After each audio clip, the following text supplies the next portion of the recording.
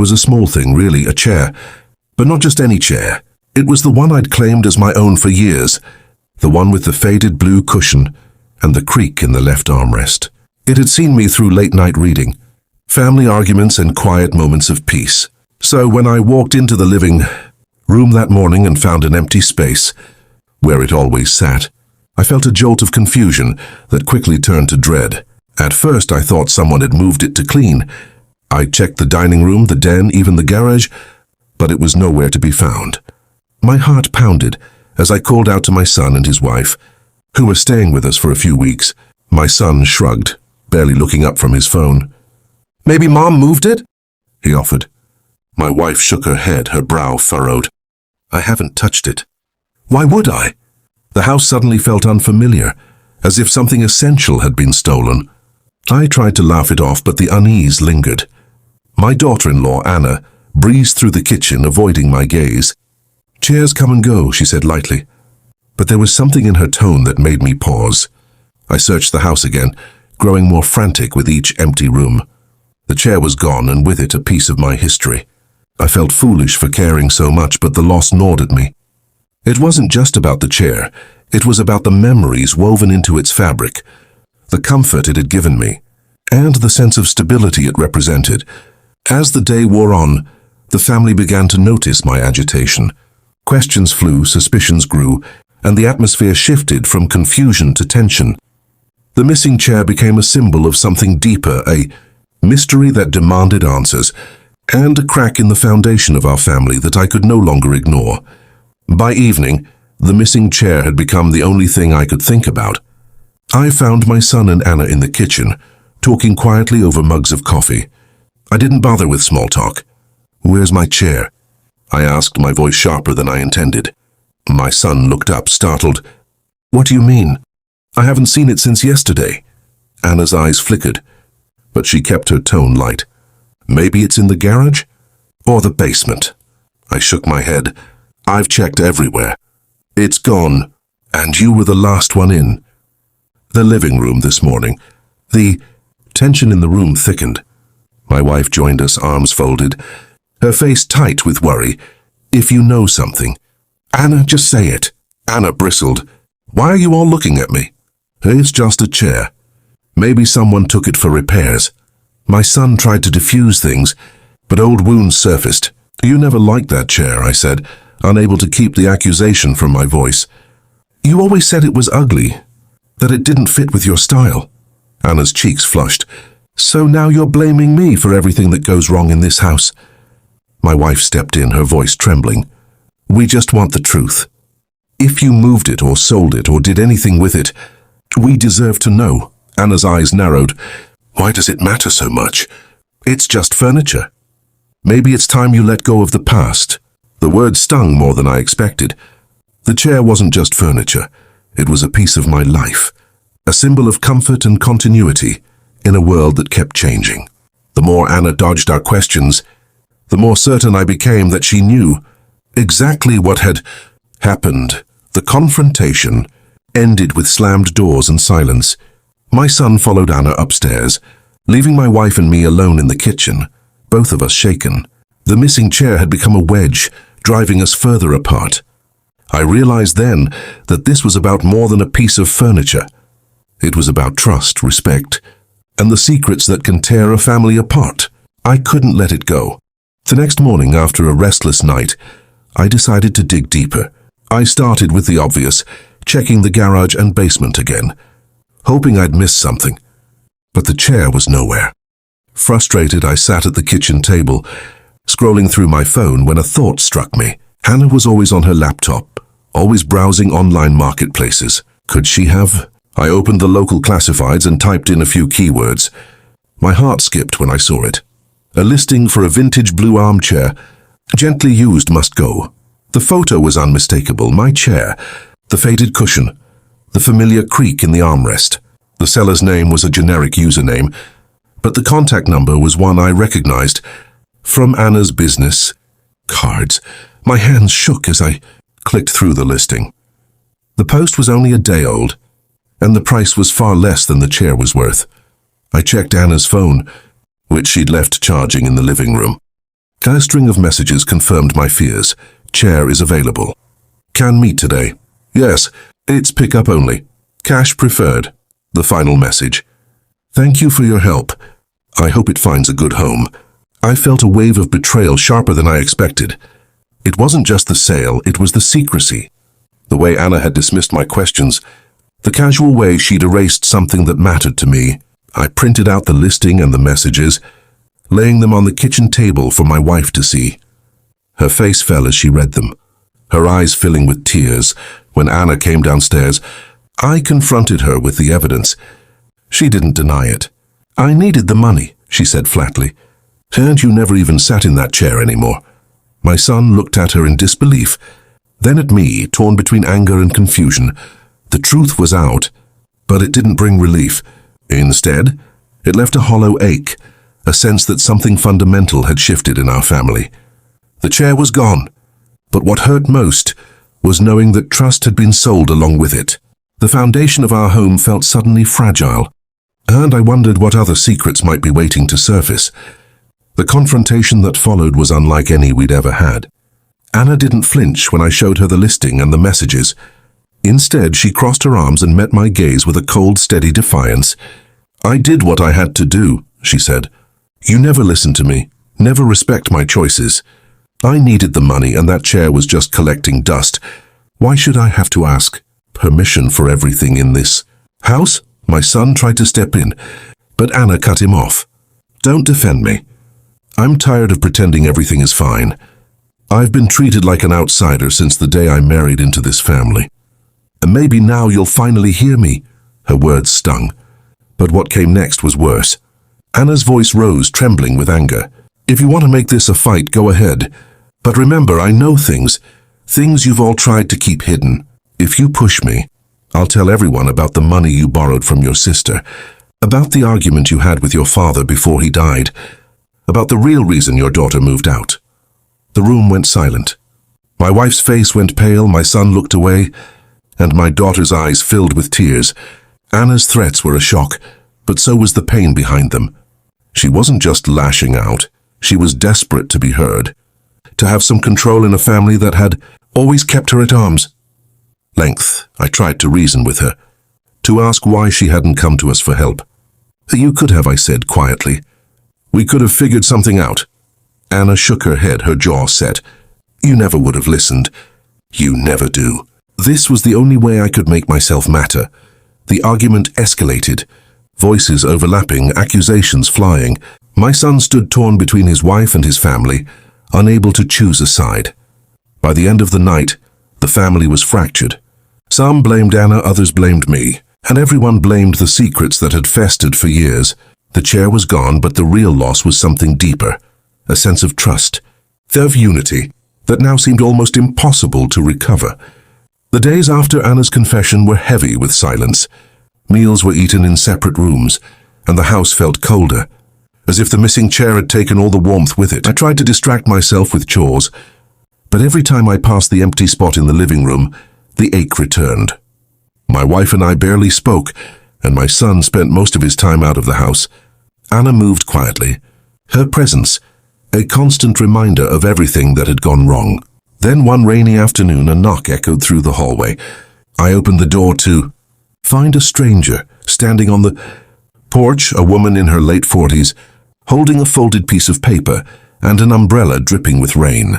She looked nervous but determined. I'm sorry to bother you, she said, but I think I have something that belongs to you, hon. She handed me the paper, a receipt for the chair, with Anna's name and the date of the sale. My heart pounded as I realized this was the buyer. I bought your chair last week, she explained, glancing past me into the house. But when I got it home, I found something hidden inside. I thought you should have it. She stepped back to her car and returned with a small velvet pouch and a faded photograph. These were tucked deep in the cushion, she said. I didn't want to keep them. They seemed important. I invited her in, and the family gathered in the living room, curiosity and anxiety swirling in the air. The woman introduced herself as Claire, and as she spoke, I sensed she knew more about our family than she let on. She explained that she'd grown up in the same town, And her mother had once worked for my parents. I recognized the chair from old photos, she said softly. It was always in the background, like a silent witness. As we examined the pouch and the photograph, a wave of hope and fear washed over us. The chair, it seemed, had carried more than memories. It had carried a secret, one that was about to change everything. Claire's arrival was no accident. She was a link to our past, and her presence brought a sense of suspense, fear, and strangely hope. For the first time in days, I felt the possibility that the truth, however painful, might finally set us free. We gathered around, Claire as she set the velvet pouch and photograph on the coffee table. The rain tapped against the windows, amplifying the tension in the room. My wife sat beside me, clutching my hand, while Anna lingered in the doorway, her face unreadable. My son and daughter watched in wary silence. Claire took a deep breath. I didn't just buy your chair by chance, she began. My mother, Evelyn, worked for your family for years. She always spoke fondly of this house, but there were things she never talked about. Things I only started to understand after she passed away. She slid the photograph across the table. It showed a much younger version of my parents, standing in the living room with Evelyn, who was holding a baby. That's me, Claire said quietly. And that's your father holding my hand. A stunned silence fell. My mother's eyes filled with tears. My father looked away, jaw clenched. Anna's face went pale as she realized the depth of what was unfolding. Claire opened the velvet pouch and pulled out a gold locket. This was hidden in the chair's cushion. Inside is a note from your father to my mother. He wrote that he wished things could have been different, that he regretted the choices he made, and that he hoped one day the truth would come out. She handed me the locket, and I read the note aloud. The words were simple but devastating. Forgive me for the silence. I never stopped caring. I hope you find your place in this family, even if I couldn't give it to you myself. Claire's voice trembled. I spent years wondering why my mother left this house so suddenly, why she never spoke of her time here. When I found the chair for sale, I recognized it from old photos and felt compelled to buy it. I never expected to find this. The room was thick with shock and disbelief. My father finally spoke, his voice barely above a whisper. I was young. I made mistakes. I thought I was protecting everyone, but I see now I was only protecting myself. The revelation shattered what we thought. We knew about our family. Motives were questioned, loyalties shifted, and the pain of old betrayals resurfaced. But as Claire looked around the room, her eyes full of hope and longing, I realized that the truth, however painful, was the only way forward. The chair, once just a piece of furniture, had become the key to a story that was finally ready to be told. That evening, the house felt like it was holding its breath. We gathered in the living room, the velvet pouch and photograph on the table between us, the air thick with everything left unsaid. My father sat with his head in his hands, my mother silent beside him. Claire lingered near the window, uncertain if she truly belonged. Anna stood apart, arms crossed, her face a mask of defiance and fear. It was my son who broke the silence. We can't keep living like this. If there's more to say, now's the time. His voice was shaky, but it was enough to open the floodgates. My father spoke first, his voice rough with regret. He admitted to the affair, to the choices that had driven Evelyn away, and to the guilt he'd carried ever since. My mother wept, confessing that she'd known more than she let on, but had been too afraid to confront the truth. Claire shared her own pain, growing up with questions, feeling like a shadow in her own story, and the bittersweet hope that had brought her back to our door. Then Anna stepped forward, her eyes shining with tears. I know I made things worse. I felt invisible in this family, like nothing I did was ever good enough. Selling the chair was wrong, but I wanted to be seen, to matter. I'm sorry for the pain I caused, but I was drowning in my own. Apologies and confessions tumbled out, resentments, regrets, and the small betrayals that had chipped away at our trust for years. We talked late into the night, voices sometimes raised, sometimes breaking. We spoke of forgiveness, of the cost of silence, and of the hope that maybe, just maybe, we could start again. By the time the first light crept through the curtains, something had shifted. The true cost of betrayal was clear, but so was the possibility of healing. We weren't the same family we'd been before, but for the first time in years, we were honest with each other and with ourselves, and in that honesty, we found the fragile beginnings of forgiveness and a new way forward. As the first hints of forgiveness began to settle in, Claire spoke up again. "There's something else," she said, reaching into her bag. She pulled out a small cloth-wrapped bundle. "When I was cleaning the chair, I felt something hard inside the cushion. I thought it was just a lost button, but when I cut it open, I found this." She unwrapped the cloth to reveal a tarnished silver key and a folded slip of paper. The room fell silent as she handed them to me. My hands shook as I opened the note. It was written in my father's handwriting, dated years before any of us knew about the affair or the secret. The note read, "If you're reading this, you've found what I couldn't say. The key is to the old safety deposit box at First National. Everything you need to know is there. I'm sorry for the pain I caused. Please use what you find to make things right." A wave of shock rippled through the family. My mother gasped, my son stared in disbelief, and Anna covered her mouth, tears streaming down her face. The chair, which had started as a symbol of betrayal and loss, was now the final link in a chain of secrets stretching back decades. We all looked at each other, realizing that the story wasn't over. The sale of the chair, which had seemed like the ultimate act of disrespect, was actually the catalyst for uncovering the truth my father had tried to hide, and, in his own way, tried to reveal. The discovery of the key forced us to reconsider everything. Our anger at Anna, our judgment of Claire, even our memories of my father. Loyalties shifted, and the lines between villain and victim blurred. The chair's hidden secret was a reminder that sometimes the things we think we've lost are the very things that lead us to what we need most. As we made plans to visit the bank and unlock the final chapter of our family story, I realized that forgiveness and understanding often come from the most unexpected places, and that every ending is just the beginning of something new. In the days that followed, the house felt transformed. The air was lighter, the silences less heavy, as if the truth had swept away years of dust and resentment. My father and Claire spent long afternoons talking, piecing together the parts of their lives that had been kept apart for so long. My mother, though still wounded, found comfort in sharing stories with Claire about the past, stories that had once been too painful to tell. Anna, too, began to change. She apologized again, this time not just with words but with actions, helping around the house, joining family dinners and listening with a new openness. My son and I started working on small projects together, fixing things that had been neglected, both in the house and in our relationship. The chair, now returned to its place in the living room, became a symbol of what we'd lost and what we'd found again. We all learned that forgiveness isn't a single act, but a process, a choice we make every day to let go of anger and choose understanding instead. We talked openly about the secrets that had haunted us, the mistakes we'd made, and the ways we wanted to do better. The family that had once been divided by suspicion and silence was slowly forging new bonds, built on honesty and the hard-won trust that comes from facing the truth. Looking back, I saw how easy it was to let pride and fear keep us apart, and how powerful it was to finally let those walls fall.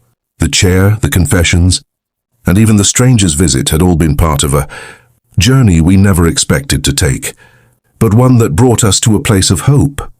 As I watched my family gather around the table, laughing and sharing stories, I felt a quiet gratitude. We couldn't change the past, but we could choose how to move forward, together, with open hearts and a new understanding of what it truly means to be a family. If this story made you pause, remember, sometimes the hardest betrayals lead to the most powerful healing. Facing the truth takes courage, but it's the only way families can truly move forward. Don't let secrets or pride keep you from those you love. Choose honesty, even when it's painful, and let forgiveness open new doors. If you believe in the strength of family and the power of real stories, please subscribe, like, and share. Your support helps keep these journeys alive and reminds us all that every family, no matter how broken, can find its way back to hope. A week after the revelations, Claire visited again, this time with a small velvet pouch in her hand. She gathered us in the living room, her eyes shining with emotion. "This belongs to your family," she said, pressing the locket into my palm. "It was hidden in the chair for a reason, but I think it's time it comes home." We all leaned in as I opened the locket, revealing a faded photograph of my parents on their wedding day and a tiny lock of hair. My mother gasped, tears welling in her eyes. "I thought this was lost forever," she whispered. Claire smiled softly. "My mother always said some things are meant to find their way back, no matter how long it takes." We passed the locket around, each of us holding it for a moment, feeling the weight of history and the hope of new beginnings. The act of returning, the heirloom felt like closing a circle, honoring the past while choosing to move forward. We talked about legacy, about the stories we'd tell our children, and about the importance of forgiveness. The locket, once a symbol of secrets and loss, became a promise that we would cherish our family's history, but never let it keep us from loving each other in the present, inspired by everything we'd been through. My daughter suggested a new tradition, the promise gathering. Once a year we'd come together, no matter where life took us, and each person would make a promise to the family. It could be big or small: to listen more, to forgive quickly, to call home more often, or to share a story that's never been told. The ritual was simple, but it brought us closer. We laughed, we cried, and we felt the power of speaking our intentions into the world. The promise gathering became a touchstone, a way to remind ourselves that family isn't just about blood or history, but about the choices we make every day to show up for each other. As I placed my own promise in the jar, I felt a sense of peace. We couldn't erase the past, but we could shape the future. One promise, one year, one honest moment at a time. We wrote our promises on slips of paper and placed them in a glass jar, reading them aloud before sealing the lid. My son promised to be more patient with his sister. Anna vowed to ask for help when she needed it. Claire, now truly part of our family, promised to keep searching for the good in every story.